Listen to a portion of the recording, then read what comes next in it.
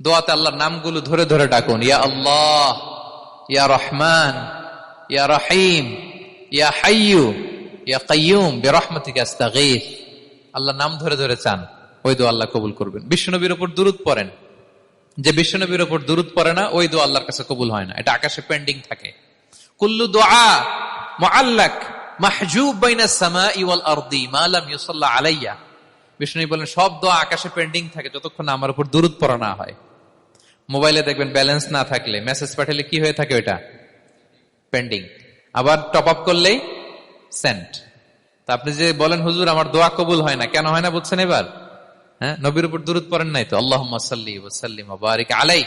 শুরু করবেন বিশ্ব নবীর উপর দুরূদ দিয়ে, মাঝেও পড়বেন, শেষেও পড়বেন, আগেও পড়বেন, পরেও পড়বেন। আপনার দোয়া কবুল করবে কে?